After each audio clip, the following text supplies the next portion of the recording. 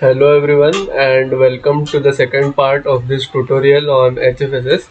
In this video, we are going to simulate our FM dipole antenna. So according to the flow which we discussed during the presentation part, we will first start making the model of our antenna. And before beginning with the modeling, we will just take a look at the tools provided by the software. So the first one here is the project manager. This tool stores all the excitations, boundaries, analysis setups and results. Just besides the project manager is the status bar. It shows all the elements which we have inserted on the grid and also displays the name assigned to those elements. And below the project manager we have the properties tool.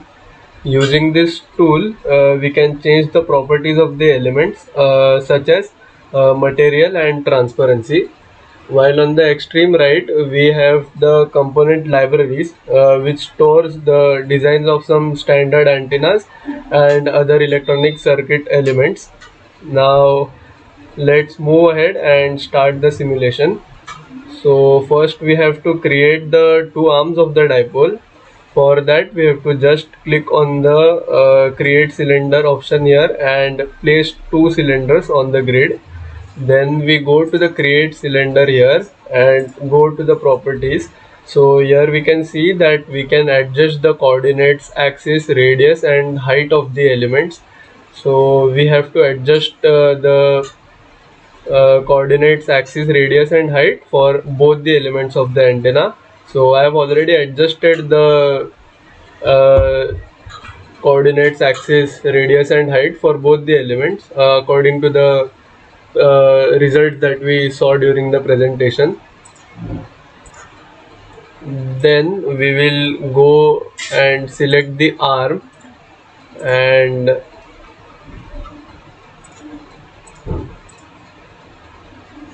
go to the properties here, and we can see here that we can edit the material. So we have to just select the material as PEC, that is purely electrical conductor, since the elements of the dipole are conductive as seen during the presentation. So after that we can also change the transparency so that we can see the grid clearly, and we have to do the material assignment for both the arms, and then we will just take a rectangle and place it between the two arms of the dipole, and then we will click on it and go to the assign excitation here and select the lumped port. Then we have to draw a line and define the excitation, and after that we have to keep the full port impedance as the standard one, that is 50 ohms. And then we can see that we have now assigned the excitation, and we have our excitation part completed. Now we have to create an open region for our antenna,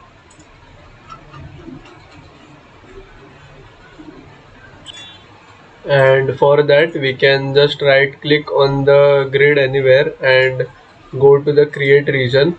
Here we'll just have to adjust the operating frequency, that is 90 megahertz, and then click on OK. So now we will see that we have an region created around our antenna, inside which our antenna will radiate. And once this is done, we will go to the analysis, which is under the project manager. Right click on it and add a solution setup. So in this, on the lower side we will keep the frequency as 88 megahertz, and on the higher side we will keep the frequency as 92 megahertz, and we will also adjust the number of passes as 21. And then we can just right click on the setup again and add the frequency sweep.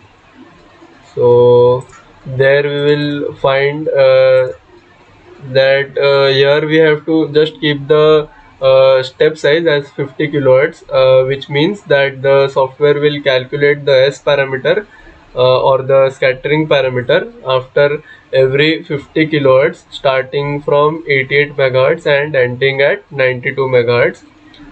So with this we are about to complete our simulation.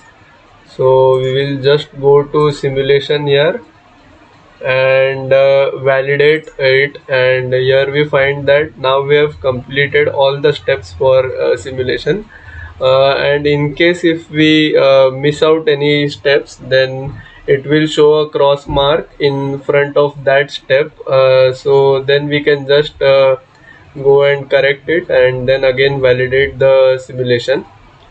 So now we'll close this and just click on analyze all.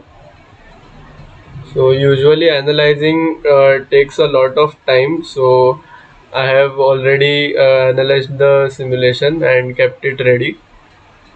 So even if we have done some mistakes during the analyzing, it will show us in this message section here, and then we can correct those again and again analyze it.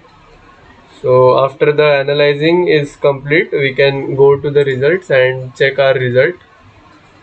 So we have our results here, and this is the gain plot. In this plot we can see that we have got our gain as 1.6 dB, while our calculated gain was 1.64, so they are almost equal. And we can also check the model solution, that is the frequency sweep that we added. Here we can just display all frequencies and we can check the S11 parameter after every 50 kilohertz. And with this we are completed with the simulation of our FM dipole antenna. So that's all for today, and hope you enjoyed the tutorial, and thank you for watching, and do subscribe this channel for more informative and exciting videos, and follow IEEE KJSI IIT on Instagram for more such content. Thank you.